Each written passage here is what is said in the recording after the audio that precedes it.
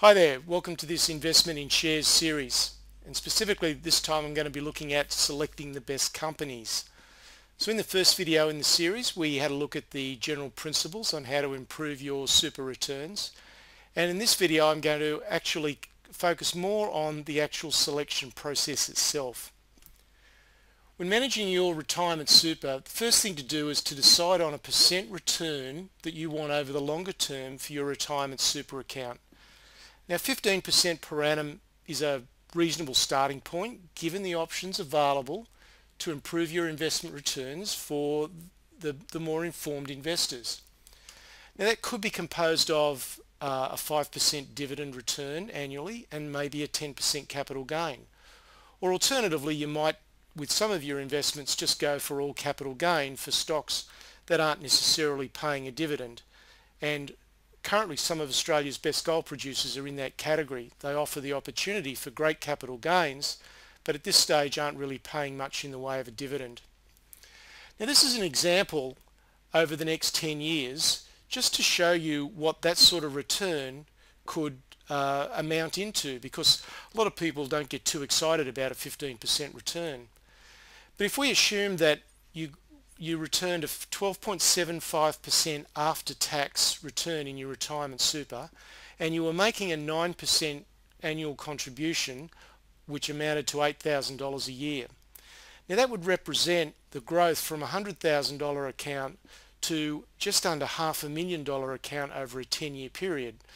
Now this is presented just as an example to illustrate the power of getting a bit better return and being able to do it consistently.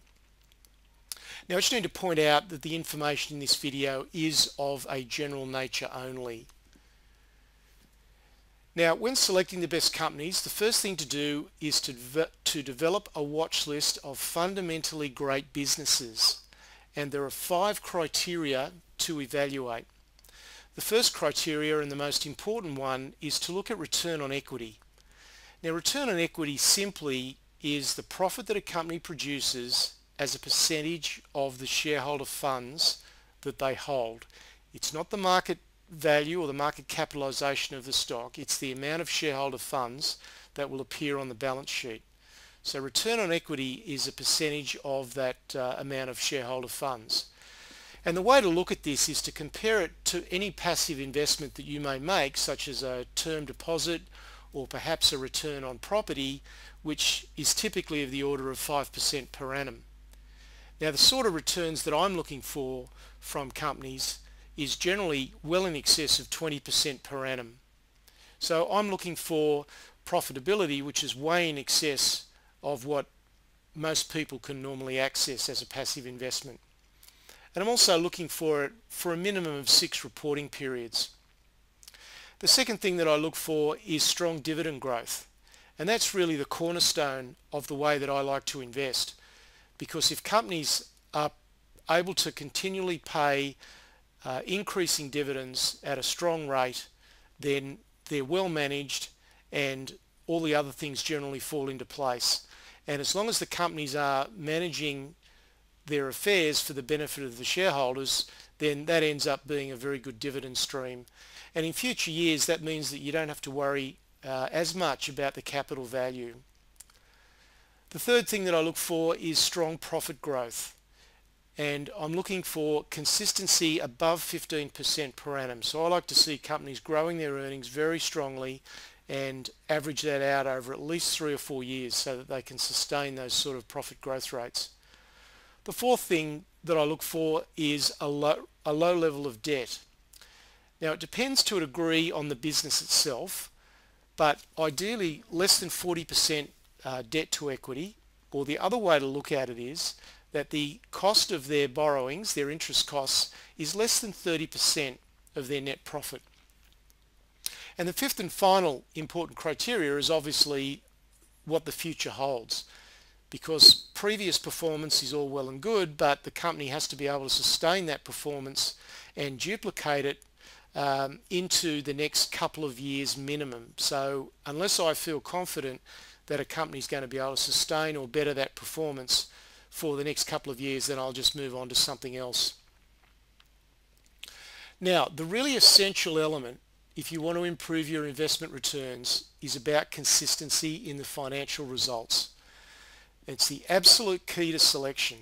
And as I mentioned earlier, I look for a high level of consistency over a minimum of 6 reporting periods, which is 3 years.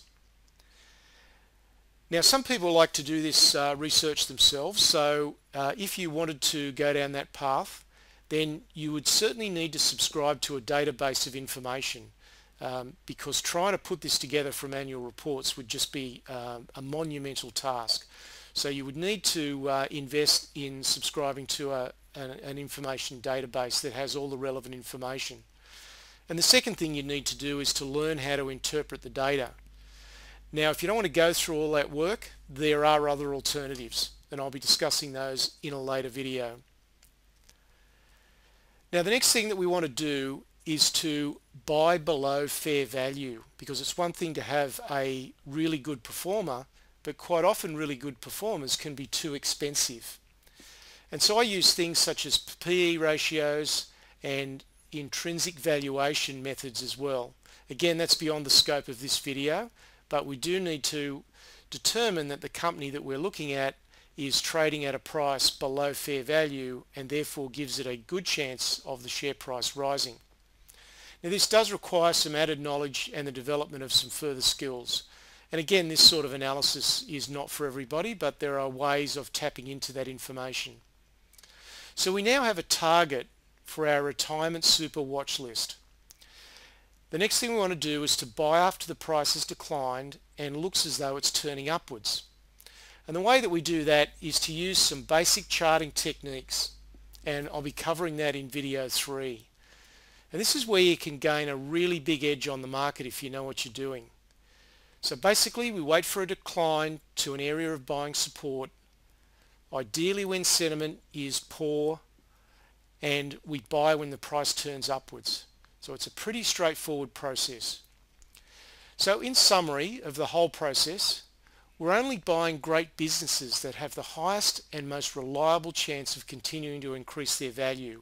We're not just buying household names because we think because they're big they're going to be safe, because quite often that's not the case. We're then waiting until the price is below fair value, and we're buying when the price has finished declining and is starting to turn upwards.